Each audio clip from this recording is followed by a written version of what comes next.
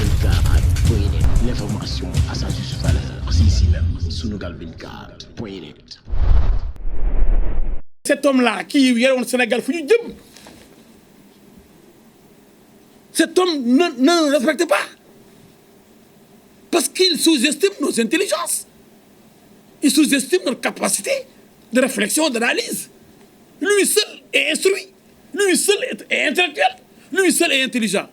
C'est ça, c'est la marque de fabrique des dictateurs comme Hitler. Alors, avec cette histoire de pétrole, monsieur accuse le procureur. Alors qu'il disait qu'il attendait la convocation du procureur. Dans l'affaire Mamour Diallo. Dans l'affaire Aliou Sall, Franck Timis, le procureur le convoque, il dit niet. Je ne fais pas confiance au procureur. Il va s'amuser comme ça avec les Sénégalais. Ñëpp di ko xool rek daal ñëpp ñàkk fayda di ko xoolee ba kañ di ko ñëf ci kaso bi.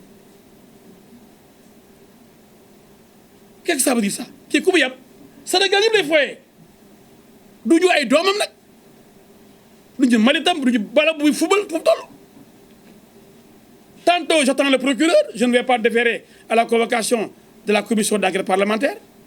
Tantôt il dit non, moi je ne connais pas le procureur, je ne lui fais pas confiance, c'est un procureur du président. Moi, je ne vais pas répondre. Pour le pétrole et le gaz, je refuse de répondre.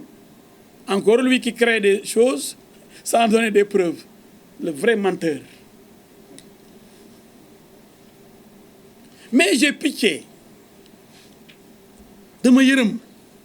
Je vois des Sénégalais en train de le défendre partout. Ce garçon-là, il est ceci, il est cela. L'imam Moustapha Gueye, il est très fort.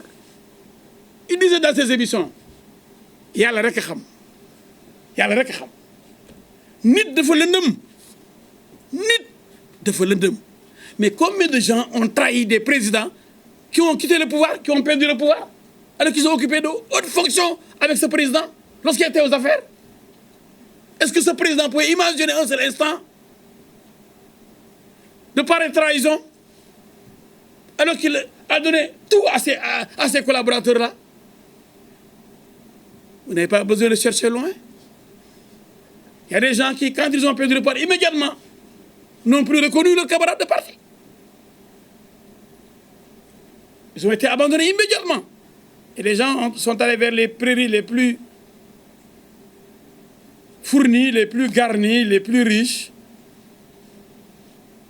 Parce que ñàkk jom dafa bëri Sénégal. Ngor dañ ko raflé. Cet homme-là, il n'est ni digne ni honnête. Il s'amuse avec les Sénégalais. Dafa doy, ça suffit. Mais la commission d'enquête a fait son travail. Les gens ont défilé. Les services des impôts, des domaines, du cadastre, les familles lébou concernées, les ministres des Finances, le trésorier, ceux qui doivent sortir l'argent de l'État pour payer. Tous ont montré que M. Sonko est un menteur. Mais quand même, les gens là, mais ces Sénégalais, de vous, personne n'est dupe. Tout le monde sait que s'il avait des preuves, il les aurait brandis devant la commission d'enquête. Comme il veut le faire tout le temps, il aurait convoqué la presse pour dire je viens de sortir de la commission d'enquête. Les preuves que j'ai fournies sont là. Tel jour, à telle heure, tel virement de 46 milliards ou de 14 milliards, tel virement a été fait dans le compte numéro 00 34 25 de telle banque. waaye gars yi dañ gën a yeewu nag arrangé ko ne moom moo judd Sénégal mu kenn am xel yu jóg nekk ay nuxandoom ay yambar yu xam ne xamuñu dara moom rek moo xam moom boo jàng ndeysaan moom muus mooy nit ñu nekk ay xar ak ay béy ci dëkk bi rek. Et puis les gens le répètent, le reprennent mécaniquement et reprennent tous ces mensonges mécaniquement comme c'était des paroles d'évangile. Alors que tout ce qu'il dit est mensonge. L'homme est agrégé en mensonge. Depuis que je suis né, je n'ai jamais vu dans ma vie J'ai fait tous les continents, sauf l'Australie. Je n'ai jamais rencontré un menteur de ce type. Quelqu'un qui est capable d'accabler son prochain, un Sénégalais comme lui, d'avoir détourné 94 milliards. Et d'autres d'avoir détourné de l'argent dans le pétrole. Tout est faux. Et pour le pétrole, ce sera un autre jour. N'oubliez pas que je suis l'avocat de Tibis et je n'ai pas encore parlé. Je n'en parle pas aujourd'hui. Ça sera une autre conférence de presse. Avec des preuves qui montrent que dans ce pays-là, le mensonge est érigé en comportement pour des gens soit aigris, parce qu'ils étaient au pouvoir, ils ne sont plus. Soit pour des gens qui sont pressés d'accéder au pouvoir et qui veulent tromper l'opinion pour que l'opinion réclame 400 000 de l'argent qui n'existe pas parce que le pétrole n'est même pas là.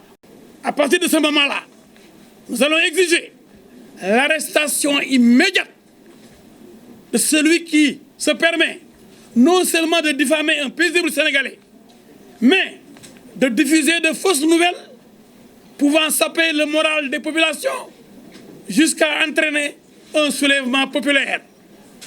Et une telle infraction exige un mandat de dépôt.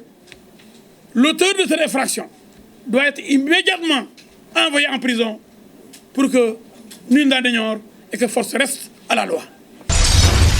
Sunugal 24.net, l'information à sa juste valeur, c'est ici même, Sunugal 24.net.